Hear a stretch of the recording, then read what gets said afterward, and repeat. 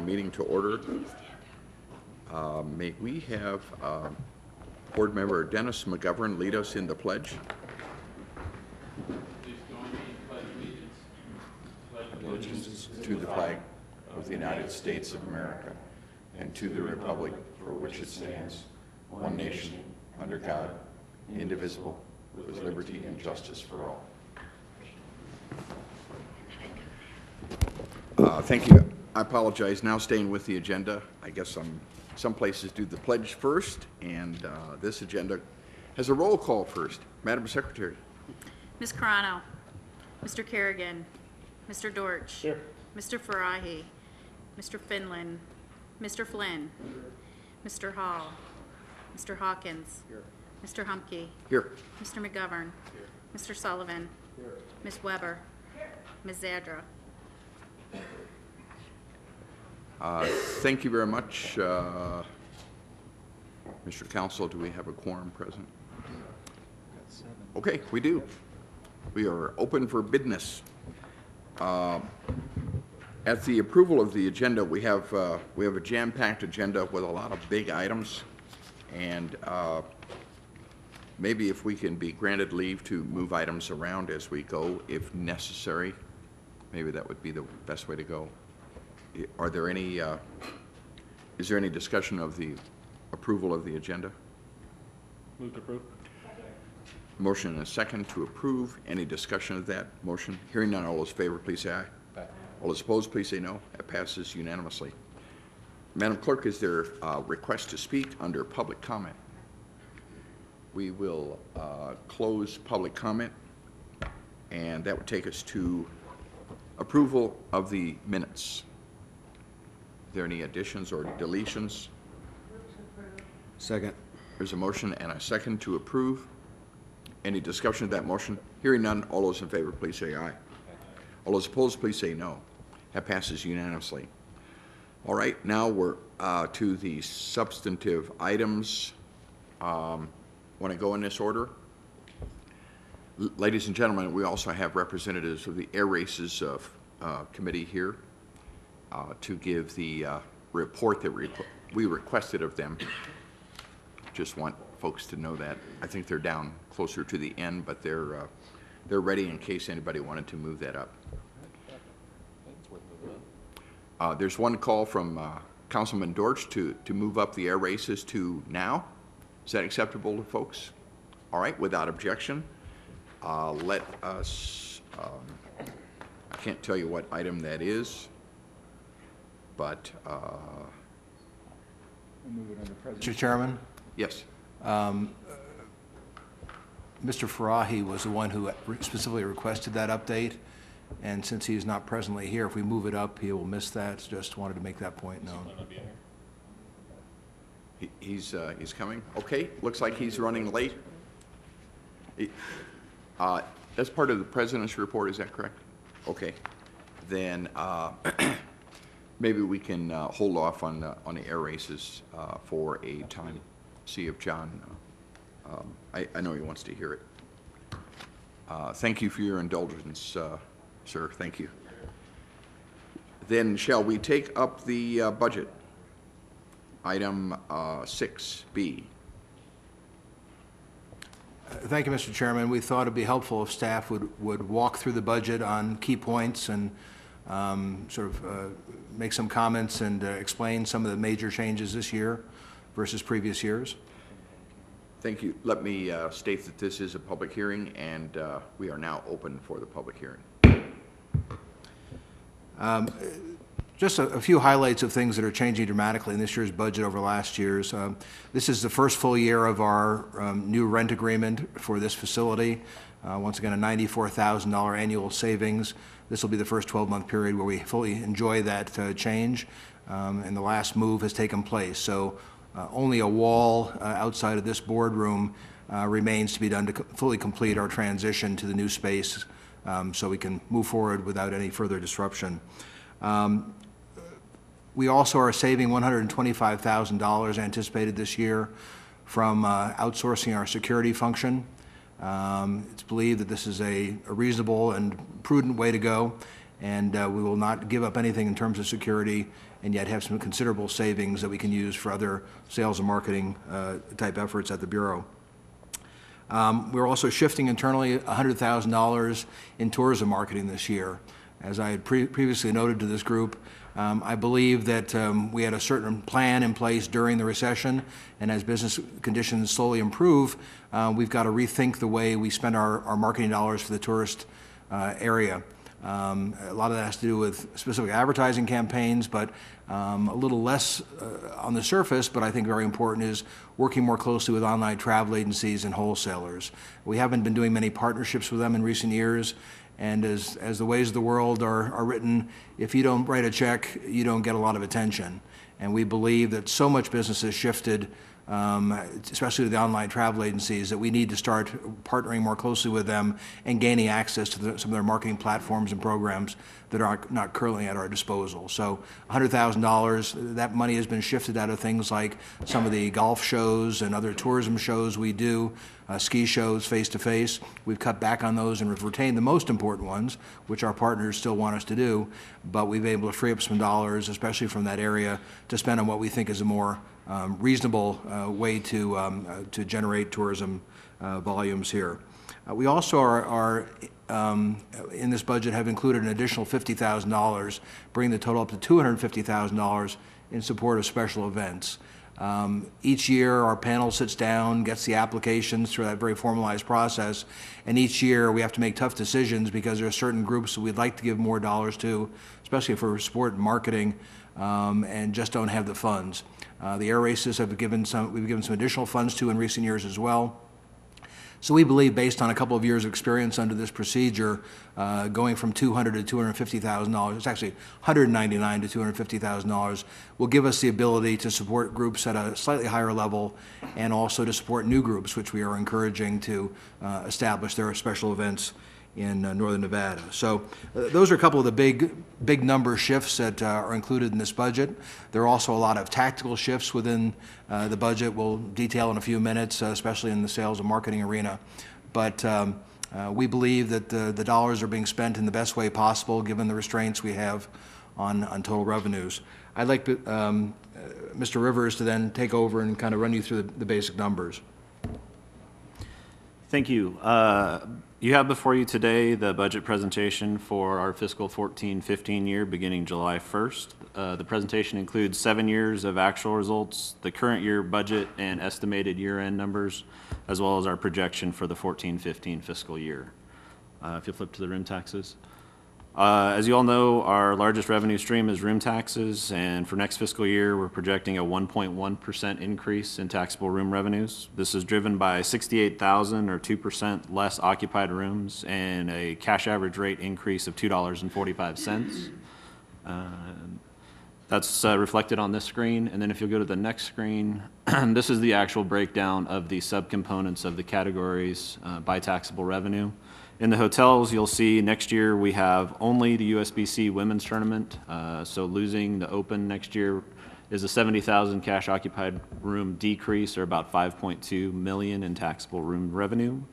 We also have a decrease of about 35,000 cash occupied rooms related to group business. That represents about a $3.4 million taxable revenue decrease. You also see towards the bottom, we have laid in homeowner rentals, which is the new category that we'll actually talk about next on the agenda. That's those properties at Incline Village and throughout the rest of the county that are going to be licensed that were not prior. We'll get into that a little bit more detail, but prior to the change, if there was 3 or more properties, you had to be licensed with us and pay tax. We are prepared to reduce that to any property in the county to pay taxes going forward. We're projecting that to represent about $4 million in taxable room revenue, which is, Mr. Farahi had asked at the budget meeting, without that would reflect a $1.2 million taxable room revenue from an apples-to-apples standpoint. Flip to the next screen real quick. This screen reflects the large groups we have coming to town in the current year and the next 4 years. Those are room night projections that were prepared and given to us by our convention sales group. Those are by month. And just an observation about how quickly things can change. We just talked about 35,000 room nights down. Last night, we just got the great word that we just booked a 5,300 room night convention for next fall here in Reno on a definite basis. It's a large software group. We beat out Phoenix in a very hard-fought battle. They cited our teamwork and positive effort here in making the final decision for us. So now we go from 35 to 29 in a matter of 24 hours. So there is still business being booked on a very short lead time basis for next year. And I do also believe that there is some upward potential on the room rates if we can have more discipline from our hotel partners going forward. So just an observation that these numbers are correct at one point in time, and within literally hours, we can have an improving situation moving in the right direction. You'll also see the following pages. Go back to real quick, Jeff. There's some trends and statistics in terms of production, convention sales, gross and net booking, projected activity to Mr. Baum's point, as well as USBC tournaments that have occurred and are projected to occur through 24-25, and some information related to passenger air traffic and gaming win within the county. Following that is some verbal definites that are projected to close throughout the rest of the year, as well as some information that was requested through the Finance Committee related to distribution and utilization of funds by segment, scroll one more forward, of convention sales focus. So there's future definites by segment and the percentage that those represent of the total, as well as historically where the room nights have been produced by city, or I'm sorry, by state. I don't know if Chris has anything else to add to the alignment. We have fine-tuned our sales approach here over the last few years to really focus on the old saying of you fish where the fish are, and we know that there are certain types of business we have a very poor win percentage with, and in most cases there's nothing you can do about that. We often cite Chicago being a tough market because it's so medical-oriented. Doctors look at convention attendance as a bonus vacation, and as such, because it's an upscale group who's very conscious of the environment they're in, they tend to like to go places like Palm Springs and Las Vegas and places that has cachet when they return to their offices. So we know that, with the occasional exception, that's not an area we want to put a lot of emphasis. However, there are some specific groups that we do have a great track record on and are continuing to see definite bookings in the short term right now. Scientific, engineering, technology. For the first time, this organization is going to attend what's called the CES conference, kind of an unfortunate acronym, but it's Council of Engineering and Scientific Society Executives. We have not participated in the past. That's a category we're doing well in. We are now increasing our focus on that type of organization because the engineering groups, the scientists, they're very much focused on value and the content of the conference. Where they go is much less important to them. They're not really swayed by opinions or reputations. We're getting a good deal there. They've got the facilities we need. Great. Let's focus on what we're there to discuss. Outdoor and recreation is a real obvious one. Business and trade, education. We do very well in educational groups and are putting more emphasis on that. Multi-level marketing. You've heard us talk about this recently. A lot of our new wins are in the area of multi-level marketing. These are pretty much independent people who are selling a product, and as such, they need to go where the organization goes to give them the new marching orders and the new techniques to make them more successful. They're entrepreneurs, and as a result, they are looking for a good value in their convention for the people who put it on and good prices for the people who attend, and we can do very well for them. Sports, we've talked about repeatedly. Patriotic and fraternal. Robin Nichols just gave me some good news on forward movement in some of the big government and military and fraternal organizations, and we have a number of meetings coming up with them where we're bidding for future years. And these are 10 to 15,000 room night groups that we have strong support on. So we're putting a lot more emphasis on those and like groups. Hispanic and Native American, we just booked a Native American group for next year, 3,000 room nights. There's more potential there, and especially leveraging our local contacts on a national basis. And then hobby enthusiasts. We've talked about the fact we have one of these big Wizard World Comic-Con groups coming here. They've already gone to additional function space in the convention center. They've already sold out their first full hall of trade shows. So we think that'll be huge in the future, and that's a category we've not had represented here in the past. So you really need to know what your strengths are and play to those, and as a result, we'll talk to anybody, but we really focus on groups that we know we've had success with in the past. We're also looking at a number of new markets that we've not spent time in before, and a lot of these are secondary. Ironically, in the Midwest, when we go to places like Kansas City, St. Louis, and Minneapolis, we have more positive results when we go to Chicago. So we talk about Midwest, there's a presumption that that's Chicago. In reality, a destination like ours does better in states like Ohio and Minnesota. We're also looking at Raleigh and Charlotte. We've had quite a bit of success in Atlanta, Georgia.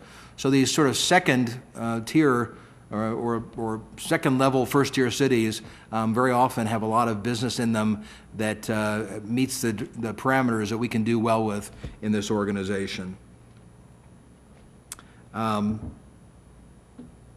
We also are doing a lot more with third parties. As those who work on hotels staffs know, the third parties have been become very powerful. Helms Briscoe is the largest.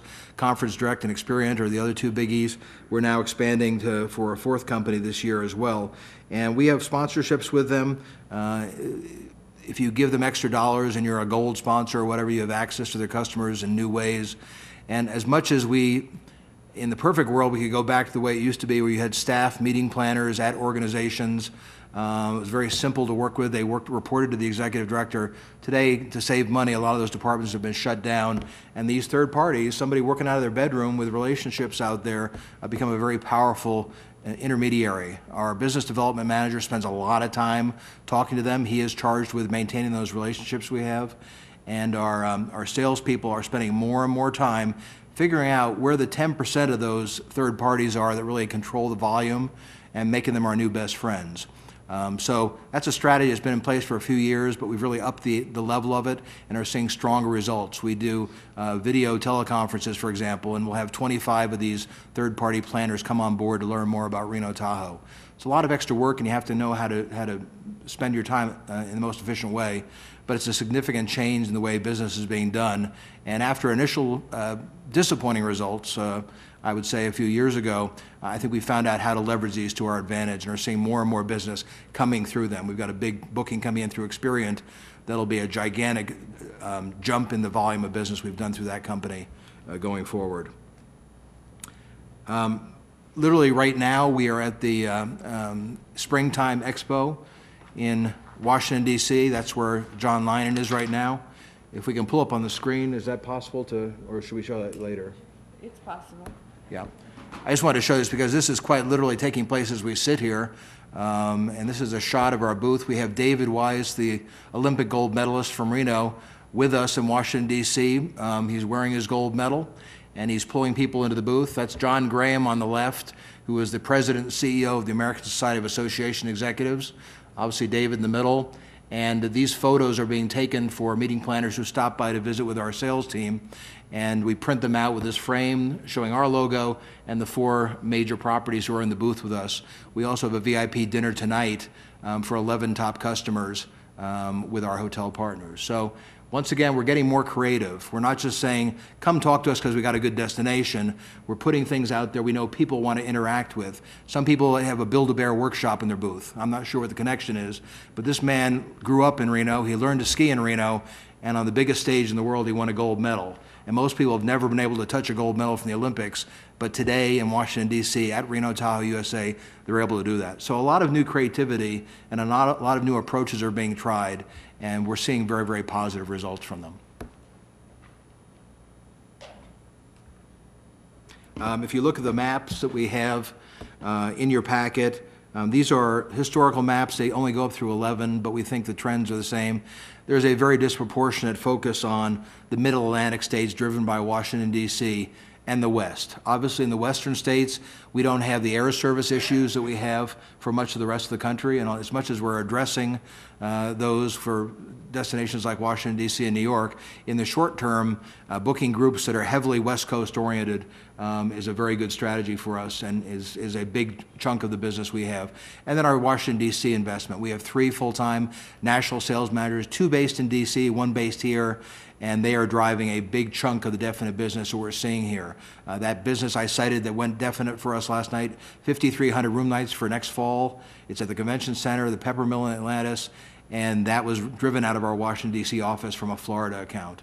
So we are not forgetting about the rest of the country, but we realize when all is said and done, Washington, D.C. and the West Coast are our primary markets. Are there any questions on some of the new focuses? I see no questions. We want to move on to facilities? Yeah. I'm going to turn it over to Mr. Kelly here for a moment to talk about facilities. Thank you, Brian. In the forecast for our two slides that I'd like to address as far as facilities, the first one, of course, is facility revenues. As you'll look at the revenues projected for next year, you'll see a significant decrease at the convention center. This is driven primarily by the fact that the lack of room rebates. We collected over $300,000 in room rebates last year from convention groups that we will not collect this year. At the National Bowling Stadium, as was mentioned earlier, we have the women bowling at the National Bowling Stadium next year as opposed to the men or the Open Championships. Projecting increased business at both the Reno Event Center and the Ren-Sparks Livestock Event Center. The event center, the Reno Event Center, a lot of that is drop-in business, but we are seeing a bigger trend or better trend in our concert business, which is obviously exceptional revenue for us, and pretty good room nights as well. The Livestock Event Center is a combination of a couple of new shows, and then we offered some significant discounts to Snafflebit Futurity as far as to extend their agreement 3 years. And then Wild Creek Golf Course up just a little bit, basically flat. However, can we go to the margins? The slide or what we, as far as the convention center and all, actually look at, or convention authority, if you look at the margins and cash flows, we do try to operate the facilities more in a business-like manner, or in the case of most municipalities, as an enterprise fund, if you will, where we absorb a big part of the expenses and operate. One of the things that you'll notice at the convention center, yes, we are projecting $300,000 plus in less revenue last year, but as far as the operation, as far as revenue to expenses, we're projecting to improve performance by $111,000.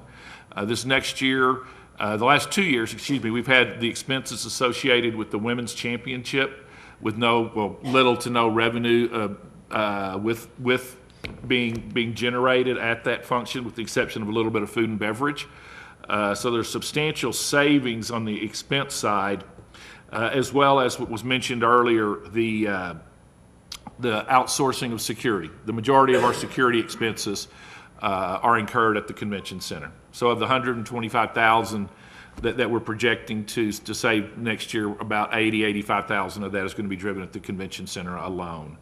So you'll see the National Bowling Stadium, even though with the difference in the women and in the Open Championships, the revenue is significant. We are projecting to lose about $62,000 more dollars than last year. And then at the other two facilities, you also see improved performance, bottom line improved performance. So facilities itself are projected to actually improve performance by a little over $200,000 next year, revenue to expenses. Once again, each month we do focus on the revenues, but at all of our facilities, there's also a lot of expenses. So the thing that we internally focus more on are the margins. And what we're looking at for this next year in the facilities is an improvement of about $200,000, if you will, for lack of a better term, to the bottom line of the convention authority. Happy to answer any questions. I kind of blew through that. I have detail, but for the most part, those are the high points for the facilities next year. It was very clear there are no questions. Thank you. Okay, on the operating expenses, we've talked about this briefly in terms of the outsourcing of payroll, but operating expenses are projected to decrease 4.3% year over year.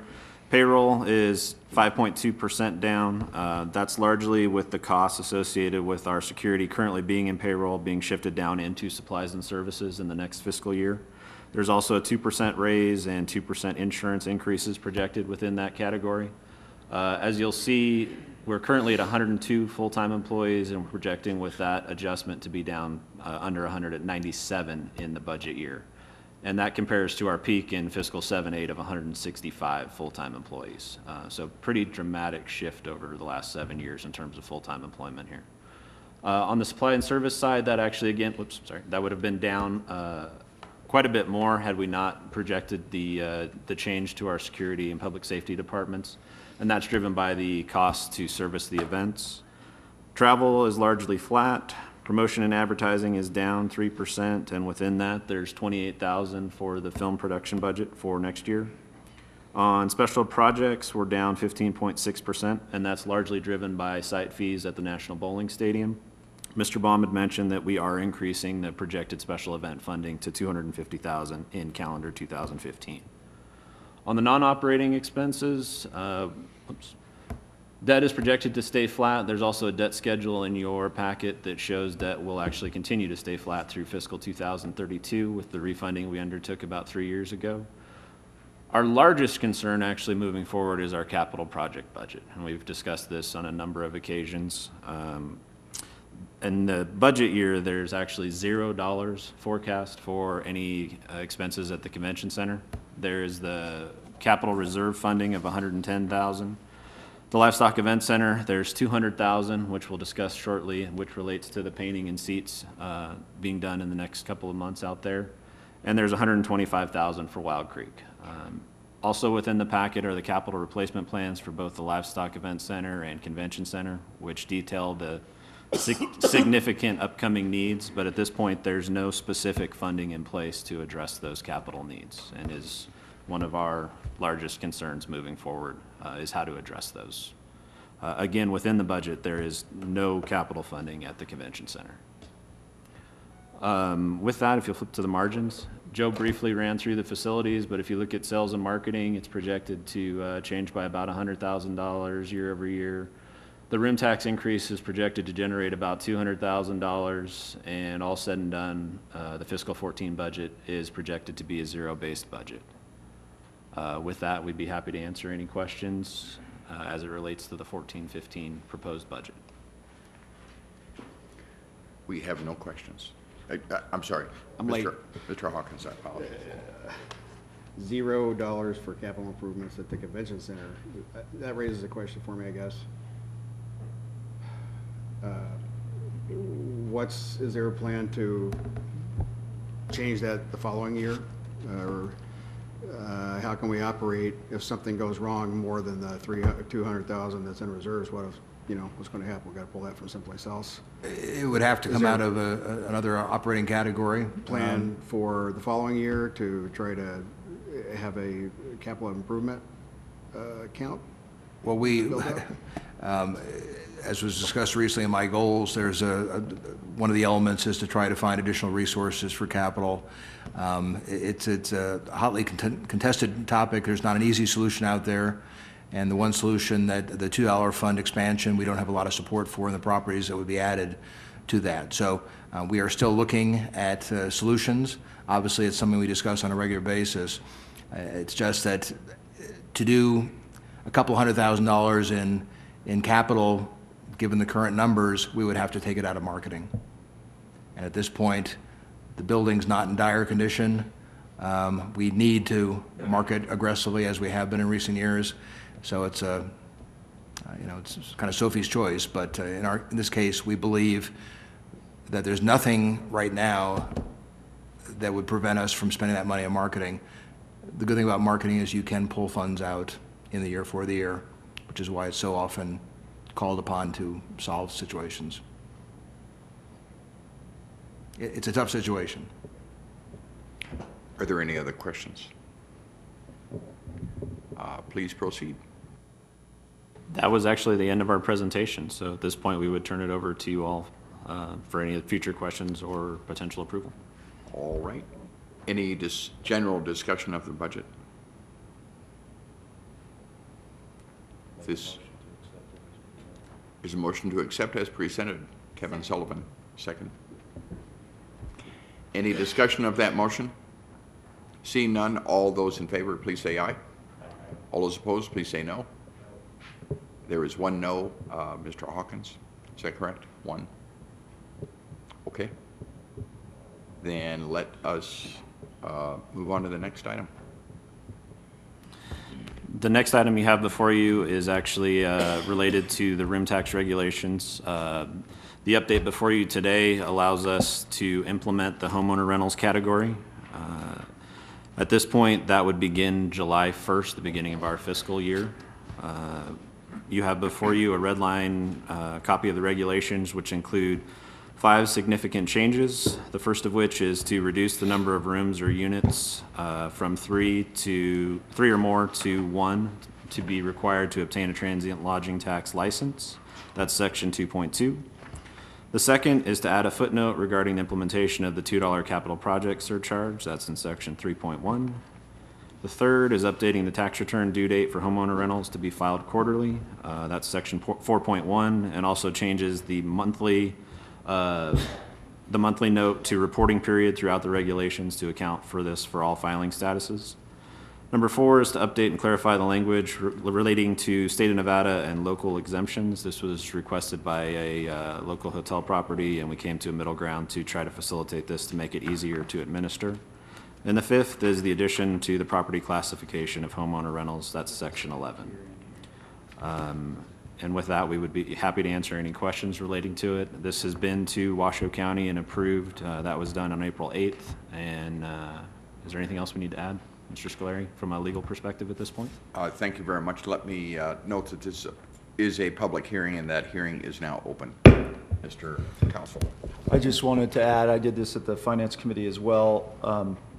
The major piece of this is to catch up with the technology of the VRBOs of the world and allow those rentals that are taking place less than 28 days on a direct owner basis to be taxed as everyone else. It's an issue of fairness.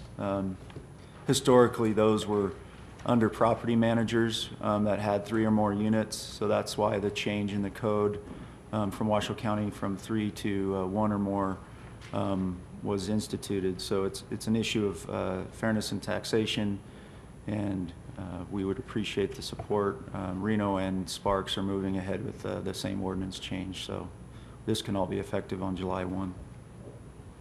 And it also, just to make it clear, the 28-day exemption, this does not affect that. So if you're renting for 28 days or longer, those folks are still not taxable.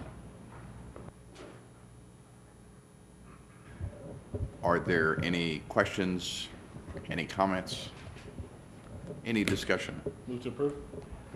There's a motion and a second. Mr. Finland, second. Madam Clerk, is there any public comment on this item? We will close public comment. Was there any public comment on the budget? Please deem that open and closed. Seeing no public comment, no further discussion, all those in favor, please say aye. All those opposed, please say no. No. There is one no. Mr. Hawkins? Any other no's? All right. Then that passes with that vote. All right. Where shall we go next?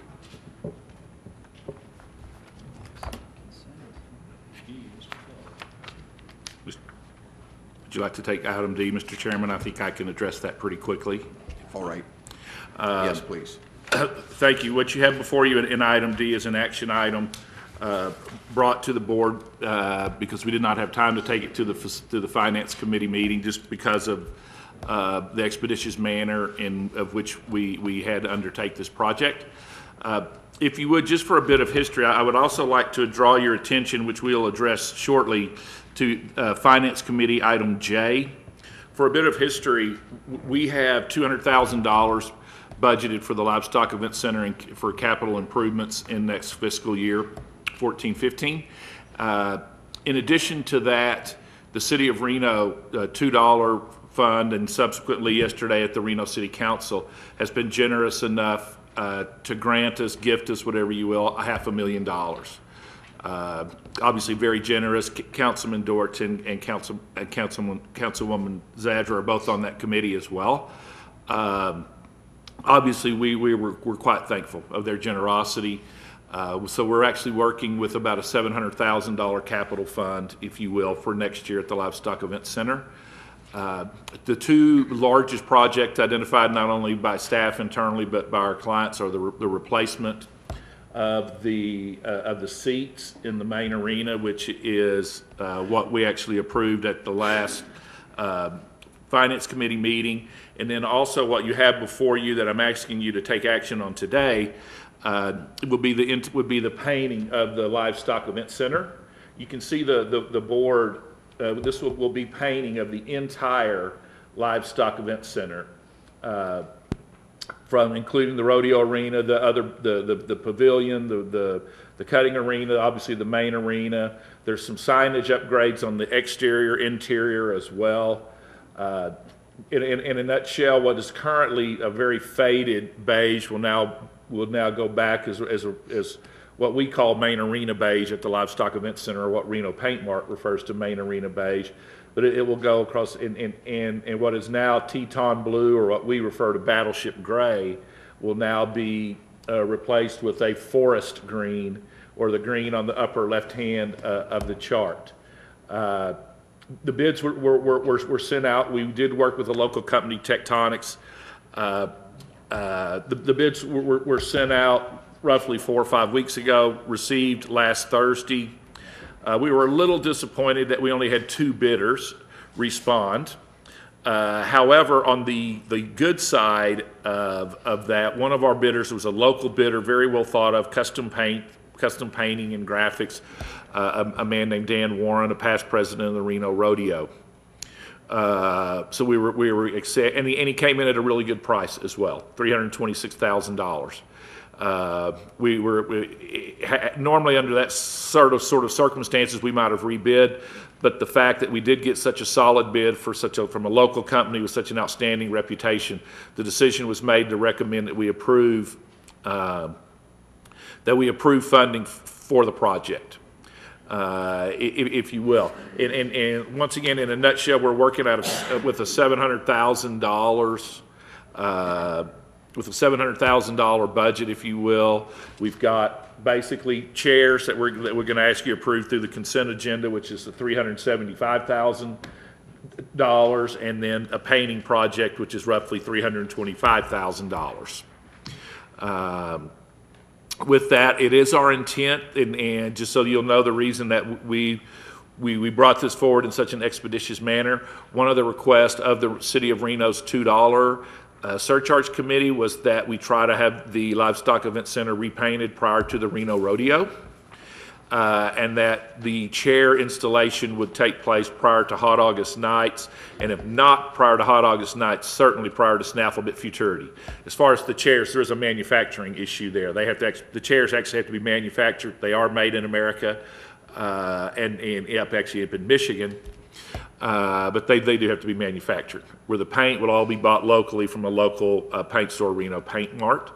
So what we're asking your approval for on this particular item is the approval that we award the painting contract for the Livestock Event Center in the amount of $326,000 to Custom Painting of Reno, Nevada. I know I went through that quickly. I know a lot of us have been through. I know I've been through this with Mr. Dorch and Ms. Zadra through a couple of different committees. We addressed it at the Facilities Committee more from an update standpoint, and then at the Finance Committee. So I know we've addressed it on a couple of different committee levels. But what we're actually asking for action for here is the approval for painting of the Livestock Event Center. All right. Are there any questions, Mr. Hawkins? You know, I guess that's a great project. We need to improve that facility. I think it's great. But I'm looking at these bids, and I understand one of them was lower, but there's a dramatic difference in what these people came up with these items. One of them was $4,000 for the restrooms, and one guy was $23,000, and then the other one was the Reno Arena was $109,500 on one guy and $37,000 on the other guy. But I guess my big question is, because we're only taking one of them, Tectonics Design Group. What was their involvement? Did they come up with the color scheme? Well, actually, we put the proposal together? we actually gave them the color scheme, and then they came back with 3 options. There's actually 3 different shades of green. You probably don't recognize it from where you are, and even when I get up close, it's difficult for 3 different types of green. We wanted a new color so that people would recognize that it had been painting, and the green representing the outdoor, the mountains, and our just the environment. So that was more of an internal decision amongst us, and it was brought forward to the City of Reno $2 surcharge committee that was the color we were looking for. And then Tectonics from that point, yes, sir. They did develop a full set of drawings, and with all due respect to the company out of Sacramento, the representative at the mandatory pre-bid was not near as well informed as Mr. Warren. He was out of his element, to say the least, and their bid, my assumption would be they basically threw in a high bid and said, maybe we'll get it. And if we're gonna come over here from Sacramento and do it, we're gonna make a lot of money. Yeah. It's unfortunate, and Ms. Tadman is here from our finance department, another local company who she actually spoke with on Monday before the Wednesday pre-bid, asked a few questions, and she responded, answered their questions and said, we'll be there to answer additional questions at the mandatory pre-bid meeting on Wednesday at 2 o'clock. And they said, great, we'll see you there. They failed to show, called her Thursday morning to ask if they could still bid the project. But we went back to council. Obviously, the bid that was drafted was a mandatory pre-bid, and they did not attend. So we would have had a second bid, but from a reputable local company who just missed the meeting, which was pretty clumsy on their behalf. But I guess to answer your question, not that familiar with the company from Sacramento, but I think they just threw us a price. And My question was Tectonics. What was their involvement? They They basically drew it up? once we addressed the color with them, they did the drawings, the entire scope of the project, and all the bids beyond what Laura puts on it. So they did it top to bottom.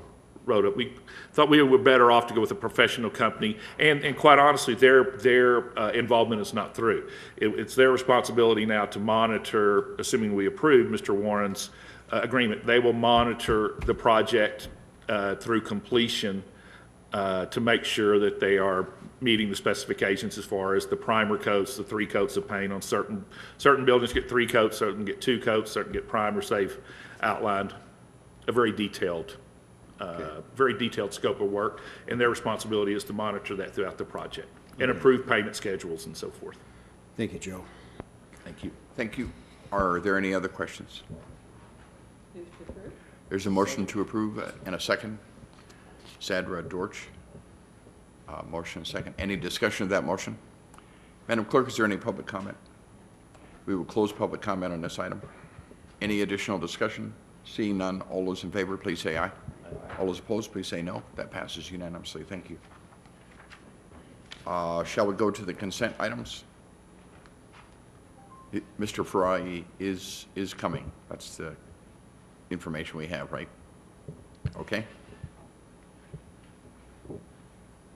Any discussion of the consent items? Anybody want anything pulled out for additional discussion? May we have a motion on the consent items? There's a motion and a second. Is there any discussion? Is there any public comment? We will close the public comment. Seeing no further discussion, all those in favor, please say aye. All those opposed, please say no. That passes unanimously. And that would take us to the updates and presentations. The first, the President's report. Sir. Thank you, Mr. Chairman. I've touched upon a couple of the elements that are in the President's report already. But we, sorry, let me just get that far forward here. We had a very good month in April, booked 18,000 definite room nights in sales. As I noted earlier, we had that additional booking of 5,300, have quite a few others that have come in. So the sales team is working very closely with our hotel partners and is doing every trick in the book to get these contracts signed before June 30th, so they will go against our goal for this fiscal year. Mr. Linen's projection is still 160,000 definite room nights. That is a significant increase over last year, where we closed out with about 110,000. And there's still some upside potential beyond that based on the number of verbal definites we have. One of the things we've noted from this year is that our attempt to match goals to the month that historically has been higher or lower production have not really worked out for us. And although that was well-intentioned, there have been so many changes in the meeting and convention world in recent years that the historical record doesn't really work anymore. There used to be a couple times a year where everybody signed their contracts, and now that is really spread out over a much broader band. So for this coming fiscal year, we're going to take our 228,000 room night goal and divide it by 12 and put 19,000 room nights per month. And we think that's a more realistic way to go, because when you count on a really big month because of what your history says, you don't get it, it makes it look worse than it is. For example, this past month, 18,306 room nights. If we were on that current system now, it'd be 19,000 goal. That'd be over, 95% of goal. It's very different, and I think it's a more realistic way to go. We know what we need to get to. The important thing is what we have by year's end, and on a monthly basis, we think that's a more positive way to go. Just a couple other points. Strong trend in new business, and the new national sales managers, the new focus we've given our sales team is converting to not just the same groups coming back over and over again and re-executing new contracts, but of that April business, 56% of it was in fact new customers for us. We used to have 60% repeat business. For the I think we're at 72% year to date on new business. So the fact that we are not doing as many long-term contracts, we are not doing as much business, taking credit for business from California that our hotel partners have taken and run with. When we bring a new customer here and establish them here, we work with them and we take credit for it because we're doing all the work. Once they find a hotel they love and they come back year in and year out or every 3 years, we often are out of the process because that relationship is strong with the hotel and we don't need to insert ourselves in the middle. So our conservative approach is to say, well, listen, that one's a hotel piece of business now, we're going to move on. It doesn't jack our numbers up, but it does, I think, reflect the reality of our role in the business. I noted at the springtime event, David Wise, based on the initial report I have from back there in D.C., we're bringing him to the ASAE annual convention in Nashville this August, which is the biggest convention of the year for meeting and convention planners, and we think we'll have a great response there. And we'll probably bring him to the team show for the sporting industry in October. So we're really going to leverage that local hero angle and draw what we hope will be record numbers of people to our booth, so we can turn our salespeople loose on them to give them the pitch. I gave a fairly detailed account of my frustrations as a Nevada travel commissioner. I won't go through all the details here, but suffice it to say that now 2 website launches that have failed to meet what I would consider an average standard, questions about the legality of contracts being awarded, and frustration that the travel commissioners are not given as much say in the way that these decisions are being made, I don't think is leading them in a very good direction. And our sales effort with them, very positive. Their assistant director works closely with our team. We do a lot of FAMs with them, international and domestic. We coordinate some show attendance. Very, very positive, very professional. But on the marketing side, I have a strong concern because Reno Tahoe has more to lose than Vegas does, or frankly Fallon and Ely. The smaller destinations are never going to be major sites for out-of-state travelers. Las Vegas currently spends more than the entire state combined, and so the second-tier destination of Reno Tahoe would definitely benefit if the millions of dollars that NCOT is spending were creating beneficial platforms for our destination and helping people better understand it. So I have a mandatory position there. I'm not going anywhere, but I did want to update this board. I haven't said too much about NCOT, but with the relaunch of the website, and when you do a search for Reno, you get Las Vegas, there's something terribly wrong. And If you look at our website, we're not perfect, but it is a functional, useful website that has very strong numbers. Our state should be able to have that for tourism as well. And although I may be considered a pest there, we will continue speaking up for the best interest of our hotel partners in this part of the state, because we really can't continue in the direction they're going in right now. The meeting industry continues its sluggish response. There are some slight improvements in volume, but it still is extremely competitive out there. The corporate business travel and leisure travel worlds have improved at a higher percentage than meetings travel has, but in general, it's up a few percentage points, and we are starting to see, because of our higher profile, more RFPs for larger groups. We just continue to get groups that are 5,000, 6,000, 7,000 room nights on a regular basis now, which was not something that was happening 2 years ago. So we're a little bit out of sync. We're playing catch up in this destination, but the trend is probably more positive for us than it is for the industry as a whole right now. A couple of other quick things. 2 interesting research studies showing that visitor guides are in fact valuable, especially to the baby boom generation that travels extensively. We often reevaluate how we spend our dollars, and you look at some of the print collateral and you say, is this too old school to continue? Is there real value in this going forward? We know that we give out a lot of them, but is it really doing anything? And the interesting thing from the research shows that people who request travel guides or pick them up at tourist centers do in fact stay longer, spend more money, and go to more attractions. And the fact that 2 simultaneous event research projects that had no connection found the same thing gives us support for continuing the brochures that we now do, at least for now. Not everybody goes to the internet for all their information, and we don't want to cut off those who value the print guide and use it as a reference during their travel. And then just a quick observation, the Pepsi I thought was very creative in a new wristband technology where you go to a convention and they can tell who's dancing the most and give prizes, and which trade show booths have the most attendance, and is the room too hot? You can bring down the air conditioning without people having to complain. Pretty high-tech stuff, and I think as we move forward, as millennials become more players in the meeting and convention world, we're going to have to start being an early adopter too on some of this new technology. We've got a great AV operation over at the convention center who's often called on for assistance by associations when they travel to other cities because of his expertise. We need to really see how we can start adopting some of these technologies so that Reno Tahoe is a destination that makes these available to our customers, not just corporations with big budgets using them elsewhere. But it's pretty amazing what people can do.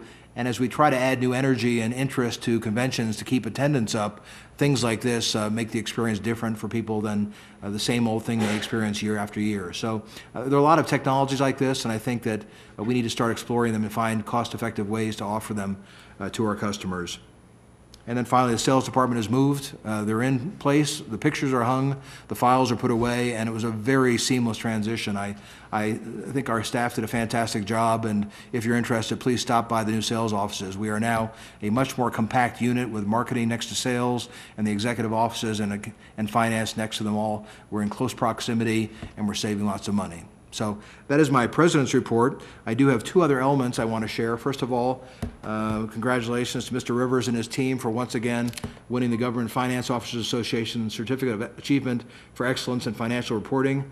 They've been winning this for so many decades, I think we've lost track, but this is something that would be a rare form of excitement for other convention and visitors bureaus and authorities, and yet every year in and year out, we get this kind of recognition. So my kudos to him and his team for doing a great job in that regard. And then we've got our friend Mike Major from the Reno Air Racing Association here to give an update on the forward progress they're making. We talk to them on a regular basis, one-on-one with their board members. We step up and provide financial support, marketing support, recommendations, and we would like very much for the Air Racing Association to let you all know where things stand now for 2014. So Mike, if you'd like to take the mic.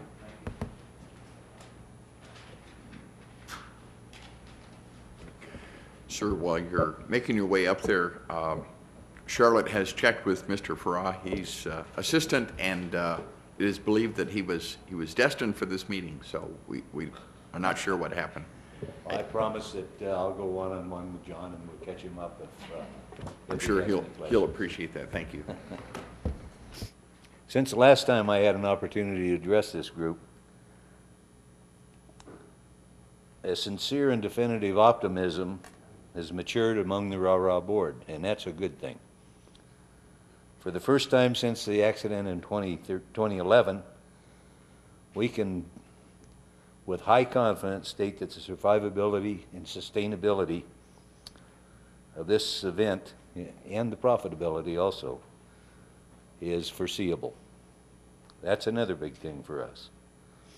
The fundamental elements, the critical initiatives needed to reinvent the races have been identified, and we're well along in the process. At this point, whoops, I need to give some very big kudos to the folks who've contributed innovation and an amazing amount of personal volunteer time to make this happen.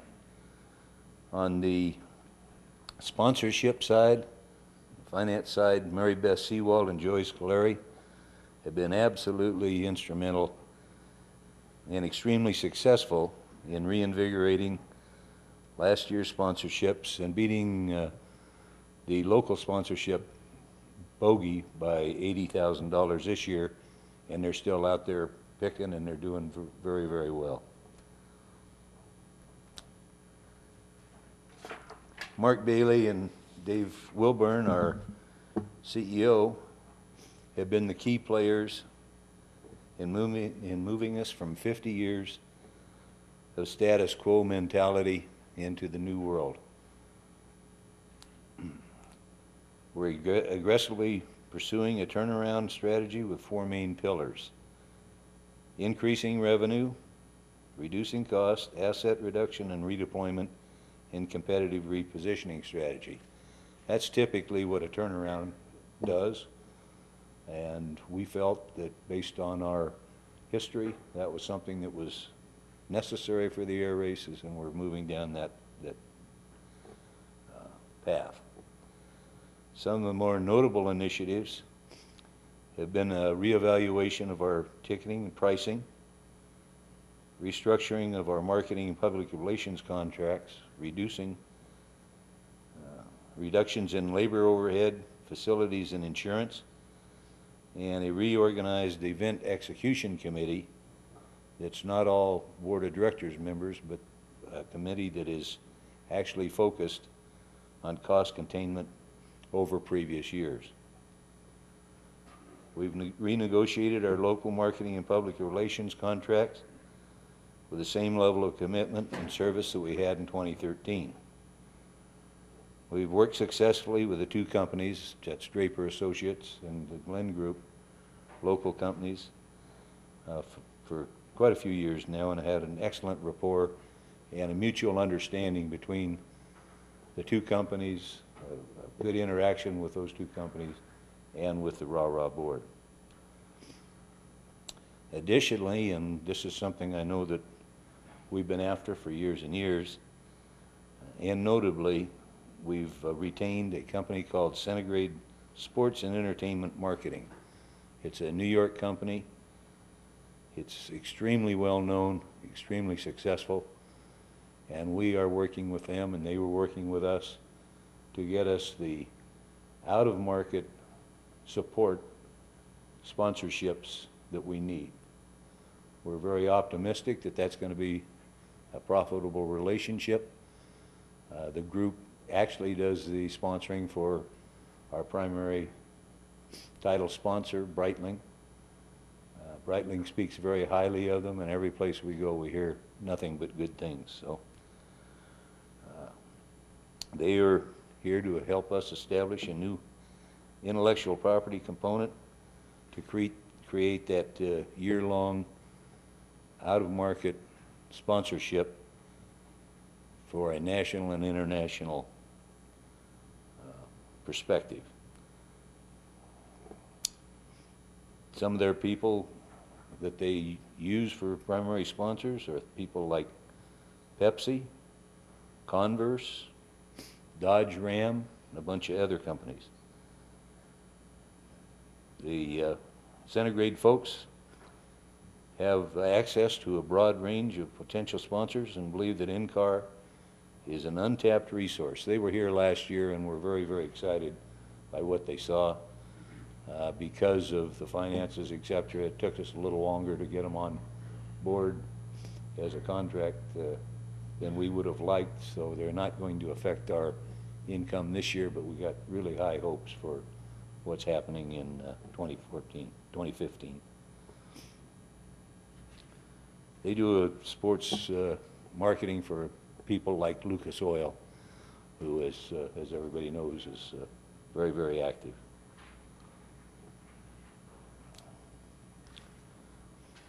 To date, and these are some questions over and above the just basic, how are you guys doing questions that Chris asked specifically, and that we will try and answer for you, Chris.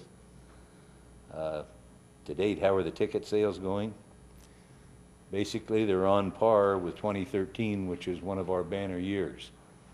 And this is particularly notable because we had a late start with the reorganization and the question marks that we had early in the event year. But we feel very, very good about this. The folks are working hard. One of the reasons, I think, is we've emphasized social media. The Facebook account is up to over 20,000 now. We've got a similar number on Twitter. Very, very active, and that's been an important factor for us. We realized a $300,000 or so reduction on our liability insurance. And that combined with the cost reduction initiatives mentioned earlier means that we will be profitable in 2014 and will have adequate cash reserves to carry us into the 2015 event. We'd like to acknowledge and thank our stakeholders and their contributions which made this transition possible. But we will not be coming back for that particular activity.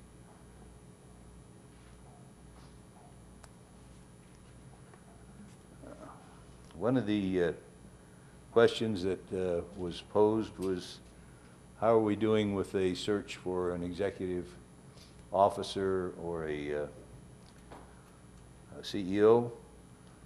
We're progressing, but we're doing it very, very slowly. And we're doing it slowly for a reason, not because we think that we're bulletproof, but because we still have a financial hurdle to get over for 2014. The cost of a definitive search, selection, and a relocation process is really quite cost prohibitive in our environment today. We think that we will be in a position where we can move forward with that after the end of the 2014 event, and that's our goal. We are interviewing people, those who come to us. We hope to have a couple people here either during the upcoming PRS and or the event. But the finances have to be able to be in place to make the commitments to these people to keep them on board. And at this point, it's not judicious to make those commitments as we look going ahead.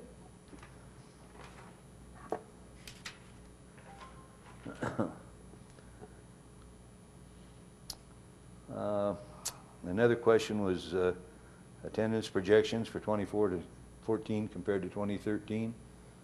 Ticket sales are about the same. The results will hang on the local population and what the locals think we've done and they're doing differently. We've got some good new initiatives. We think we're going to be attracting a younger demographic. We hope to be. We're paying attention to the kids this year. Some of our sponsors are bringing that type of media forward that the kids will enjoy. One of the bigger things that we've been asked to participate in and to support is the unmanned aerial systems. We intend to have one of several activities at the air races. It will depend on how the FAA views UASs and crowds and participation. The the governor and his staff would like to see the UASs running around the pylons. The FAA contingent that supports the air races and approves them are not very excited about UASs running around in front of 60,000 people at a time. So we're working through that. One way or the other, it's going to be exciting. If we can't fly them on the race course, then we intend to have a show and tell, lots of demos. We'll do the demos either in a tethered mode or in a caged mode, which is being done very successfully right now at the large conference down in Orlando.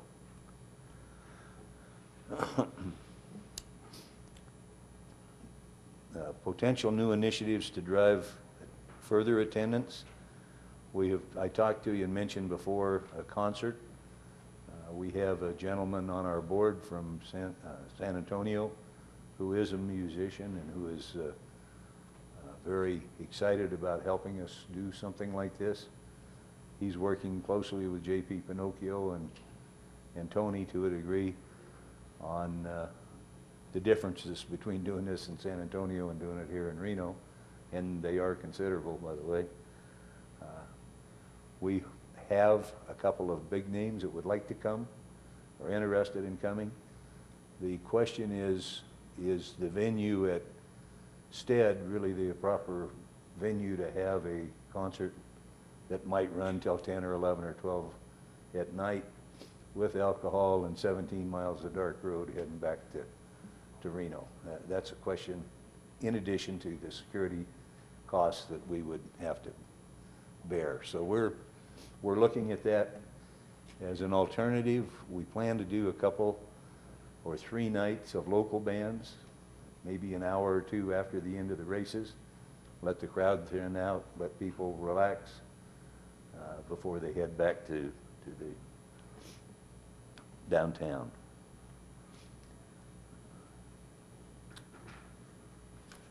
The military is returning in a relatively big way this year. The F-22 Raptor will be here provide the demonstration, and they'll be supplemented by probably 2 P-51s and a P-38 for the Heritage flyby. The military static display is back in a big way. That's going to pull more people in, we think. We've got 3 new air show acts that have never been here before. One is a young lady named Melissa Pemberton, 30 years old. She's an acrobatic champion. Very nice looking young lady and absolutely professional. So I think that may help some of the distaff side of the community come out and take a look at this gal. John Klatt, who used to be an F-16 pilot and was here before, is going to be here with a biplane, Waco, that's jet assisted. It's noisy, it's fun, and he does a great act. And we have an Alpha jet, a gentleman out of Boise who also does a good job. There was a question about our advertising budget. Strictly for advertising, we've got $129,000, which we spend primarily in the local market and in the near out of market. But it is supplemented with, as I mentioned, a lot of social media and a lot of the press media for the 400 or so folks that we get here at the air races on an annual basis to take pictures, provide information in publications, et cetera, et cetera. So that is very important marketing for us, usually in aviation magazines and periodicals. That's the way we're handling that.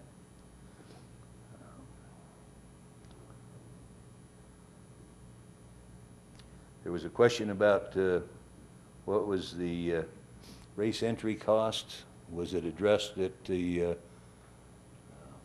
class president's meeting that we have every February? And the answer is yes. And the response from the classes was probably predictable. Every time that we bring an airplane to your location to fly in your event, it costs us somewhere between $6,000 and $10,000. We feel that you give us good value for what we provide for your entry fee, but we don't think it's appropriate to bump it up anymore. We need the airplanes. If we don't have the airplanes, we don't have the races, and we accepted that comment. So those are the things that we've done. Those are the things we're doing. I'd like to thank the board for being absolutely dedicated and professional in what they've been doing, and the staff also, small staff and big shoes. So are there any questions? Are there any questions for Mr. Major? It was a very clear report, very thorough. Thank you. Thank you so much, sir. Thank you. We continue to work closely with the team there. Joe Kelly and I have been consulting with them on the concert front, since we have quite a bit of expertise there, and trying to find solutions to some of the issues that Mr. Major mentioned. It's also important to note that although their marketing budget is limited, the RSCVA does a major push for the air races using our platforms, including our new ad campaign in Northern California, which is obviously a wonderful market. And although this is not the creative that has the person dressed in the air racing outfit, you can see here's the current issue of Southwest Spirit magazine that runs in their entire system nationwide. And when you open it up, Reno Tahoe's message, inside front cover and page 1. That's terrific positioning. There are a lot of national advertisers in this magazine, and our new campaign got right up front in the current issue. So when the air races are a little bit closer in, we've got creative there. Somebody's in a leather jacket, air racing cap, and we highlight the air races as well, and that'll run throughout Northern California and be in the donut on the radio spots as well that run extensively in that area. So we're doing our part to support through our different platforms what is one of our signature events in our #1 market. This is national, but the rest is all Northern California. So as to the President's report, are there any questions? Is there any discussion? Mr. Hawkins? No? Move to accept the report. Oh, I thought you were moving to. All right. There's a motion to accept the report and a second by Commissioner Weber. Any discussion of that motion? Any public comment? We'll close public comment. Seeing no further discussion, all those in favor, please say aye. All those opposed, please say no. That passes unanimously. Thank you. That would take us to items for future board meetings. Do any members have such items? I have one. I would like to see agendized at the board as well as at the Finance Committee, I guess, a request for consideration of a proposal for the Reno Tahoe Open of a full sponsorship to be funded by RSCVA. Any other items? All right, seeing no other items for future board meetings, any board member comments? I predicted this was going to be a long meeting, and here we are. Go Say, ahead. great job, staff, on the budget.